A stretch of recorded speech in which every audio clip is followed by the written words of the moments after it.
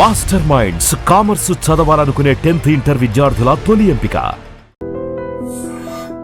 ఇంకో విషయం చెప్పండి సార్, ఒక హీరోయిన్ డేట్లు అడిగితే ఏదో డైరీ చూసుకొని ఈ డేట్లకి ఉంటాయి చెప్పడం ఒకటి, లేదా నాకు కుదరదని చెప్పడం ఒకటి. డైరీ ప్రొడ్యూసర్ చేతికి ఇచ్చేసి మీకు ఎప్పుడు కావాలో మీరు రాసుకోండి, మీరు ఎప్పుడు పిలిస్తే అప్పుడు వస్తానని చెప్పడం అసలు ఎక్కడా జరగదు. ఎంఎస్ రాజు గారికి త్రిష మధ్యగా జరగద్దంటే ఏంటిది? అయ్యో Trisha is my all time. అసలు నన్ను తను చూసుకున్నట్టు, తను నన్ను కేర్ తీసుకున్నట్టు, she for her I'm like a God. అంటే ఒక వర్షం సక్సెస్ అనేది ఎందుకు పెట్టుకున్నాను అమ్మాయికి తెలియదు.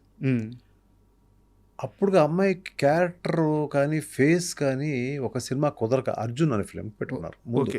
ఓకే ఆ ఫేస్ కుదరలేదు. అంటే వాళ్ళకి ఒక వేరే కైండ్ ఆఫ్ ఫేస్ కావాలి.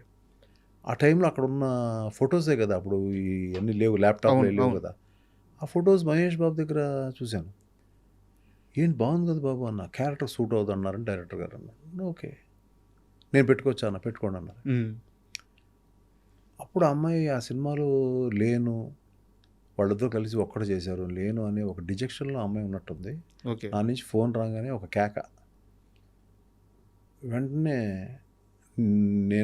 మేము వస్తున్నామండి, వచ్చేయమంటారా అంటే, లేదు నాకు వేరే పని ఉంది, సాంగ్ రికార్డింగ్స్ ఉన్నాయి, నేను అక్కడికి వస్తాను అని చెప్పి టపటపా నేను అక్కడికి వెళ్ళడం. వాళ్ళు ఫ్లాట్లు ఉన్నారు అప్పుడు వాళ్ళు. వాళ్ళు ఫ్లాట్కి వెళ్ళాం. అప్పుడు లేదు త్రిష లేదు, ఇప్పటికీ గుర్తు నాకు. వాళ్ళ అమ్మ ఉంది, మాట్లాడుతున్నాను, ఉమ్మగారు అది ఇది మాట్లాడుతున్నాను. ఆవిడకి నేను పెట్టుకుంటే బాగుండి ఈ సినిమాలో, ఆల్రెడీ రిజెక్ట్ అంటే నా ఉద్దేశంలో రిజెక్ట్ కాదు, క్యారెక్టర్ సూట్ అవట్లా. చాయిస్ కాదండి, క్యారెక్టర్ సూట్ అవట్లా. అమ్మాయిని చూసిన తర్వాత ఫైనల్ చేద్దాం అని అనుకుంటున్నాను నేను. వచ్చింది ఆ అమ్మాయి, మంచి జీన్స్లో వచ్చి కూర్చుంది ఇక్కడ నేను కూర్చున్నా, అక్కడ కూర్చుంది. ఏంటి చిన్న టమ్మీ ఉంది, ఎక్సర్సైజ్ అన్న.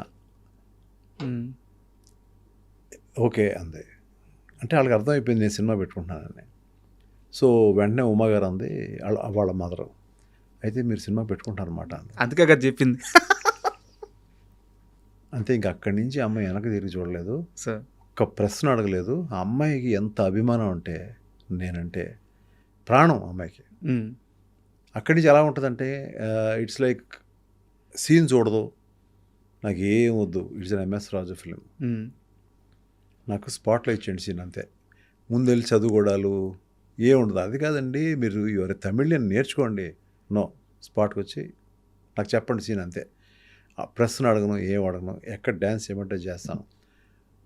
75 రోజులు వర్షం అండి, 75 రోజులు అమ్మాయి మీద వర్షం పడింది. అప్పుడు వర్షానికి వంశీ పైడిపల్లి నా దగ్గర ఆ సినిమాకి పనిచేశాడు. దానికి పనిచేస్తే అసోసియేట్ డైరెక్టర్గా పనిచేస్తే తను మొత్తం రెయిన్కి అంతా ఇచ్చారు సరే. ఓకే అప్పుడు అమ్మాయి కొంచెం పక్కనేయండి అని అతను చెప్పేది, అరిచివ్వండి గట్టిగా ఇక్కడి నుంచి. సో అట్లా అమ్మాయి కొన్ని సీక్వెన్సెస్ అయితే నా వల్ల కాదు ఏడ్చేది అమ్మాయి.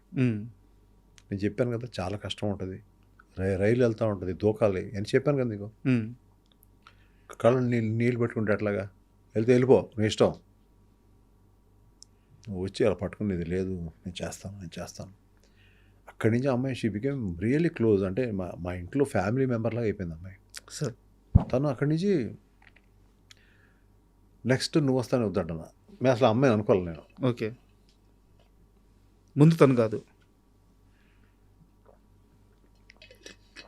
ఏ అమ్మాయిని పెట్టాలో కూడా తెలియదు, మళ్ళీ ఎందుకు రిపీట్ చేయాలి. అమ్మాయి వచ్చి బుక్ తీసుకొచ్చింది, మధ్యలో ఎవ్వరూ లేరు, డైరెక్ట్గా ఎయిర్పోర్ట్ నుంచి వచ్చేసింది. ఏంటి వస్తున్నావు ఏంటి, ఏం పని ఉందా, వేరే పని ఉందని చెప్పింది. ఇదే డైరెక్ట్గా మా ఇంటికి వచ్చింది, భోజనం చేసింది. నేను సాయంకాలం వెళ్ళిపోతున్నానండి ఫ్లైట్కి అంది. బుక్ తీసింది, ఎప్పుడు కావాలి చెప్పండి, నేను ఇంకా డిసైడ్ చేయలేదు కదమ్మా, అందులో రాసుకోవాలి చెప్పండి. That was the first experience one heroine or hero has asked me. That is the respect I have. రాత్రి 3 గంటలకి మీరు ఫోన్ చేసి ఎవరితో మాట్లాడడానికి మీరు కంఫర్ట్గా ఫీల్ అవుతారు అని ఒక ఇంగ్లీష్ పత్రిక అడిగితే ఓన్లీ ఎంఎస్ రాజు ఇచ్చింది అమ్మాయి. అటువంటి ఒక అమ్మాయి ఇవాళ ఇంకా హీరోయిన్గా కొనసాగుతుంది, మంచి పొజిషన్లో ఉంది. I'm very very happy about her. నేను I think I have to go and meet her. తను ఎప్పటి నుంచో మళ్ళీ ఇంకో సినిమా అంటుంది. సినిమా కోసం కాకపోయినా కూడా నేను ఎప్పుడైనా వెళ్ళినప్పుడు, మెడ్రాస్ వెళ్ళినప్పుడు వెళ్ళి సరదాగా వాళ్ళ ఇంటికి వెళ్తాను. I will go for some breakfast. వెళ్తాను, కూర్చుంటాను, ఆకవులు చెప్తూ ఉంటుంది. మళ్ళీ నాతో సినిమా చేయలేదు, అది చేశాను కదమ్మా 3 సినిమాలు చాలే, ఏం చేస్తాను లేదు. ఇలియానా అని పెట్టుకున్నానండి ఆట సినిమాకి. ఓకే. అంటే ఆట సినిమా ఇలియానా అని పెడితే ఆ అమ్మాయి అసలు అలిగింది నా మీద. ఎవరు? త్రిష. ఫోన్ల మీద ఫోన్లు చేసింది. నేను వచ్చేస్తానంది, షూటింగ్ వచ్చేస్తానంది. లేదమ్మా ఆల్రెడీ షూట్ స్టార్ట్ చేసాము, ఎక్కడో రాజమండ్రిలో బోట్ మధ్యలో ఉన్నాము, ఆపలేను నేను షూటింగ్ అని చెప్పా. అప్పుడు కామ్ అయిపోయింది. కామ్ అయిపోయిన తర్వాత ఆ రోజు నైట్ ఆ అమ్మాయిని సరదాగా పాపం ఫీల్ అవుతుందేమో అని చెప్పి ఆ రోజు తిరిగి కారు వెళ్ళేటప్పుడు, ఏదన్నా త్రిష నీలా దొరకదమ్మా, నీకులాగా దొరకదు. అవును కదా, అవును కదా, మీరు ఇబ్బంది పడతారు కదా. అమ్మ ఏం లేదు, ఇలియానాతో ఇబ్బంది ఏం పడలేదు, బాగా చేస్తుంది. అవునమ్మా ఇబ్బంది పడతానమ్మా నేను. అవును సార్ మీకు అవ్వాలి అవ్వాలి.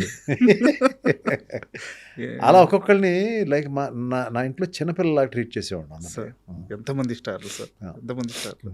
అయితే నేను ఈ మధ్య శ్రీహరి గారి భార్య విశ్వశాంతి గారిని ఇంటర్వ్యూ చేశాను. వారు మాట్లాడుతూ నువ్వు వస్తా అంటే నేను వద్దంటున్న సమయానికి ముందు శ్రీహరి గారికి అప్పటికి సినిమాలు ఆడుతున్నాయి హీరోగా. సరే ఫెయిల్యూర్ ఉండొచ్చు, సక్సెస్లు ఉండొచ్చు, కానీ ఈ సినిమాకి అన్న క్యారెక్టర్లో చేయడానికి ముందుగా ఆయన ఒప్పుకోలేదు. ఎంఎస్ రాజు సినిమా కాబట్టే ఒప్పుకున్నారు అని డిస్కషన్ నడిచింది. శ్రీహరి గారిని ఎలా ఒప్పించారు? అంటే నేను అసలు ఒప్పుకోలేదు అనే ఛాన్స్ లేదు. ఆవిడ ఎలా చెప్పారో తెలియదు కానీ సార్, నేను ఆయన అంటే వాళ్ళ ఇంట్లో జరిగిన డిస్కషన్, ఇంట్లో జరిగిన భార్యాభర్తల మధ్య జరిగిన డిస్కషన్. ఆయన దగ్గరికి వెళ్ళి ఆ కథ చెప్పినప్పుడు ఆయన కళ్ళ నీళ్ళు ఇలా పడినాయి. చేస్తున్నాము, డబ్బుల గురించి మాట్లాడద్దాను ఆయన. చేసేశారు. లోపల ఏం జరిగింది, ఏం చెప్పారు అవన్నీ నాకేం లేదు. ఆల్రెడీ ఒప్పేసుకున్నారు, అయిపోయింది. మీ సినిమా అని మాత్రమే ఒప్పుకున్నాడు అంటే అప్పుడే ఆ వారం రోజుల్లోనే ఆయన డ్రెస్సు, ఆయన కట్టు, ఆయన పంచితీరు నేను డిజైన్ చేస్తా. ఏమీ డిజైన్ చేయలేదు. ఆయన 4 రకాలుగా డిజైన్ చేసుకున్నాడు. ఆయనే పిలిపించుకున్నాడు, ఆయనే డబ్బులు ఇచ్చుకున్నాడు. ఆయనే పంచి ఇలా ఉంటే బాగుంటుంది, లేకపోతే ఇలా ఉంటే బాగుంటుంది, ప్యాంట్ ఇలా ఉంటే బాగుంటుంది, షర్ట్ ఇలా ఉంటే బాగుంటుంది, అన్నీ చేసుకున్నాడు. హెయిర్ క్రాఫ్ ఇలా ఉంటే బాగుంటుంది, బొట్లు ఇలా ఉంటే బాగుంటుంది, 4 రకాలు అన్నీ పంపించాడు నాకు ఆయన. ఇది బాగుంది అని పెట్టేసి పంపించేశాను. That was his dedication sir. He was an emotion for the film sir. అబ్బా, హీ వాజ్ అన్ ఎమోషన్. అంటే మా అందరికి ఎమోషన్ ఆయన. అందులో కావాల్సిన సిద్ధార్థ, అందులో కావాల్సిన త్రిష, వాళ్ళు పెట్టిన వాళ్ళందరూ ఎమోషన్స్ నాకు. సార్ ప్రభుదేవ, దేర్ ఆల్ ఆ సినిమాకి దేవుడు పెట్టేశాడు అక్కడ, వాళ్ళని అక్కడ పెట్టేశాడు. మీరు ఎంఎస్ రాజు చుట్టూ ఉండని పెట్టేశాడు అన్నదాన్ని, అంతే. అయితే మీ ఇంటర్వ్యూ చేస్తూ ఒక వ్యక్తి గురించి మాట్లాడకపోతే నిజంగా ఆ ఇంటర్వ్యూ పరిపూర్ణం అవుతుంది. సిరివెన్నెల సీతారామ శాస్త్రి గారి గురించి ఇన్ని అద్భుతమైన పాటలు సార్. అంటే ఆయన అందరికీ అద్భుతమైన పాటలు ఇస్తారు. మీ సినిమాలు ఇంకా బాగుంటాయి. ఈ ఇంటర్వ్యూ కోసం అంటే ఆ పాట నేను చాలాసార్లు విన్నాను. ఈ ఇంటర్వ్యూ కోసం మళ్ళీ ఒక్కసారి ఫీల్ కోసం విందామని ఒక పాట వింటున్నాను. ఆ పాటలో జన్మంతా నీ అడుగుల్లో అడుగులు వేసే ఉంటే నడకల్లో తడబాటైనా నాట్యం అయిపోదా. మీ సినిమా స్టోరీ మొత్తం సార్ ఆ 2 మాటల్లో చెప్పేశాడు. సిరివెన్నెల గారితో మీ ప్రయాణం, అది చెప్పాను కదా, చాలా పార్ట్స్ తీయాలి ఆయన గురించి, నా గురించి ఏదైనా చెప్పుకోవాలంటే is one of the most, I'm missing him today, most closest person to me. ఏదన్నా పంచుకునేవాడిని ఆయనతోటి. మా జర్నీ గ్రేట్ జర్నీ.